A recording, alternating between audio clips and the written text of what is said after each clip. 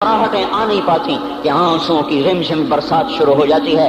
خوشیاں آنگن میں قدم پہلے رکھتی ہیں اور غم آ کر اس کو دھکا دے کے وہ جا کے پھینکتے ہیں. ان کا آنا بعد میں ہوتا ہے, غم پہلے سے آ کر ایک ایک مار کے اٹھا کے وہ پھینکتا ہے.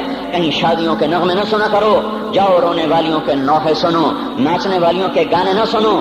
بین کرنے والیاں ان ماؤں کے بین سنو جن کے جوان لال ان کی آنکھوں کے سامنے میت بن کے پڑے ہوتے ہیں. ان عورتوں کے نوحے سنو جن کے جوان خامن ان کے سامنے چھوٹے چھوٹے بچے چھوڑ کے جا کر قبر کے کا سفر شروع کر رہے ہوتے ہیں. ان باپوں کے جا کر ان کی غم گیز داستانیں سنو میرے بھائیو, جن کے جو خود کہتے تھے یا اللہ مجھے موت دے دے, وہ بیٹھا سسک رہا ہے اور جوان بچہ کندھوں پہ اٹھا کر وہ قبر میں لے جایا جا رہا ہے. یہاں کے راگ نہ سننا, دھوکہ کھا جاؤ گے.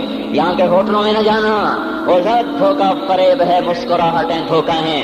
اور یہاں کے ہوٹل وہ ایمان کو برباد کرنے کے اڈے ہیں. وہاں نہ جانا, وہاں ہر چیز مصنوعی ہے. لوٹ کے قبرستان جانا, شکستہ قبریں, ویران قبرستان, ٹوٹی ہوئی قبریں, اکھڑی ہوئی قبریں اور جھکی ہوئی قبریں, بوسیدہ قبریں, دھنسی ہوئی قبریں. ہائے ہائے, ایک قبر کہے گی میں بھی کبھو کسی کا سر پر غرور تھا.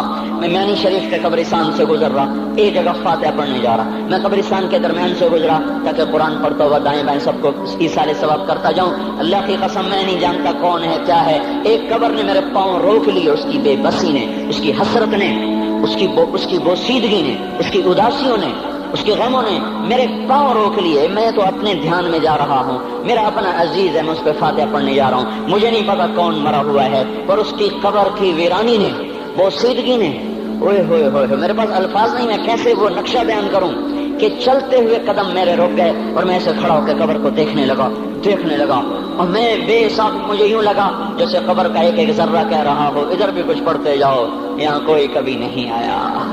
ماؤں کو دفن کرنے کے بعد اولادیں بھول جایا کرتی ہیں. ماؤں کی گود میں برسوں کھیلنے کے بعد پھر یاد میں نہیں رہتا کوئی ماں تھی. باپ کے کندھے پر برسوں سواری کرنے کے بعد یاد نہیں رہتا کوئی ہمارے لیے گھر بنا گیا تھا, زمین چھوڑ گیا تھا, جائیدادیں چھوڑ گیا تھا. وہ ایک محرم میں چلے جاتے ہیں. اگر یہ رسم نہ ہوتی تو شاید کوئی قبروں پہ بھی نہ جاتا. اپنی مصروفیتیں, جب آدمی خود باپ بنتا ہے باپ بھول جاتے ہیں. جب خود بچی ماں بنتی ہے مائیں بھول جاتی ہیں. جب اپنی دوستیاں بنتی ہیں بھائی بھول جاتے ہیں. کون مرے ہوئے کو یاد رکھتا ہے؟ یہ فنا کی جھوک ہے, مٹ جانے کا مقام ہے, کوئی کسی کو یاد نہیں کرتا. حضرت علی نے فرمایا تھا حضرت فاطمہ کو دفن کرنے کے بعد لكل اجتماع من خلیلین فرقۃ وكل الذی قبل الممات قلیل. آج فاطمہ کو دفن کرنے کے بعد مجھ پر یہ بات کھل گئی ہے, کوئی کسی کا ساتھ نہیں دے سکتا, کوئی سدا سلامت نہیں رہ سکتے. ایسی حسین جوڑی بھی آج بکھر گئی. ایسا حسین جوڑا کوئی دنیا میں کہاں سے لائے گا؟ ایسا جمال کوئی کہاں سے لائے گا؟ ایسی جوڑی کوئی کہاں سے لائے گا؟ علی اور فاطمہ کی جوڑی کوئی دکھائے تو صحیح, کوئی نبیوں کے بعد کوئی ایسی جوڑی بنی ہو. لیکن آج یہ جوڑی ٹوٹ گئی. 24 سال کی عمر میں فاطمہ جدائی دے گئی, 24 برس کی عمر میں جدائی دے کے جا رہی. سناہٹ کے سوا وہاں کچھ نہیں ہوتا.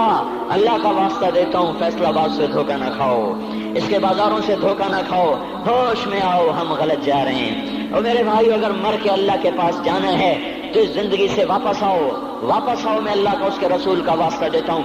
اگر مر کے کہیں اور چلے جانا ہے, اگر مر کے اللہ کے پاس نہیں جانا, یہ اللہ کے رسول کا سامنا نہیں ہے, جو مرضی کرو. پھر ہم بھی چھوڑیں, اب ہمیں بھی کچھ سمجھاؤ. ہم کیوں بول کے گلے کی ایک رگ میں درد اتار بیٹھے؟ گھر چھوڑ سارا وجود ہڈیوں میں درد اتر گیا ہے. تو کوئی ہمیں بھی راستہ بتاؤ کہ یہ راستہ ہے, اس پہ موج میلہ بھی ہوگا, اللہ بھی نہیں ملے گا. آؤ ہم سب پھر ہم بھی مل کر تمہارا ساتھ دیں. ہم کیوں ایسے کھاری اٹھائے ہوئے در کی ٹھوکریں کھاتے پھر رہے ہیں؟ میرے بھائیو, اور اگر ایسا کوئی راستہ نہیں ہے, وہ میں بتا رہا ہوں, کوئی نہیں ہے. میرے پاس کوئی مضمون نہیں بیان کرنے کو.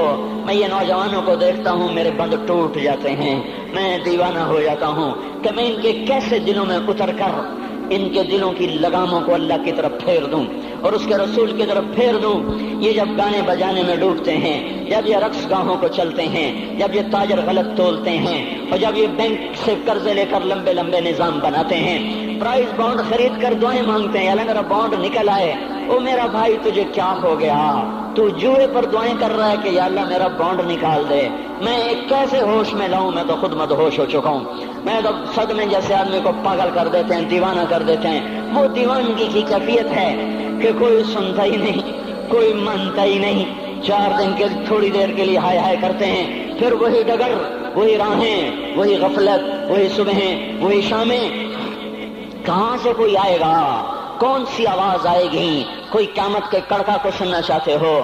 کیا آسمان کے دھماکے سن کے توبہ کرنا چاہتے ہو؟